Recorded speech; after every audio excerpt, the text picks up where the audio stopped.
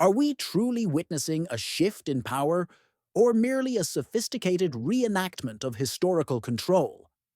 Let's critically examine the narratives presented to us, peeling back layers of political theatre. Consider India's arduous path to independence. British colonialists, a numerical minority, maintained dominion by skillfully exploiting internal divisions. They leveraged Indians against Indians, a classic strategy of divide and conquer. This historical precedent offers a chilling parallel to contemporary power dynamics. Now, turn your gaze to the United States.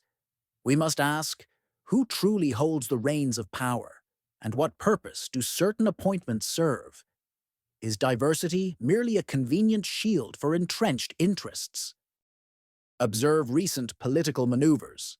Kash Patel, a non-white figure, executes an FBI raid on a former NSA official, then declares, "Nobody is above the law."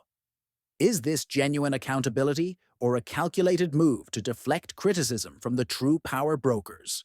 His ethnicity, in this context, becomes a curious detail. Then there's Peter Navarro, a mixed-breed individual making controversial statements against India. If found culpable, his non-white heritage could be subtly leveraged to distance the core establishment from any fallout. Similarly, Marco Rubio, a 100% Latin Cuban, often finds himself at the forefront of foreign policy failures. Is he genuinely shaping policy, or is he positioned to absorb blame when strategies falter? It's a pattern worth scrutinizing. While diverse faces appear in prominent, often controversial roles, the most critical, foundational positions of power frequently remain within a homogeneous demographic. This isn't mere coincidence. It's a structural reality demanding academic rigor and public skepticism. Consider the perplexing case of J.D. Vance. In U.S. politics, a vice president typically becomes a legitimate successor, especially when international relations and domestic policies are stable. Yet Donald Trump's tenure has been defined by unprecedented political upheaval.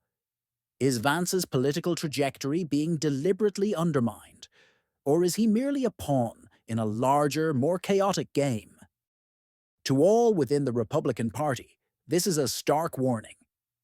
If the current damage to political norms and public trust is not immediately addressed, prepare for a devastating defeat in upcoming elections.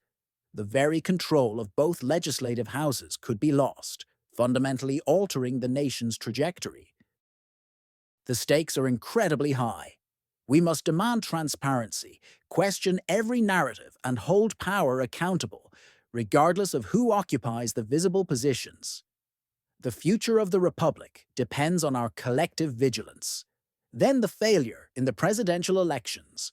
Will that covert America from red to blue again because of one person's ego?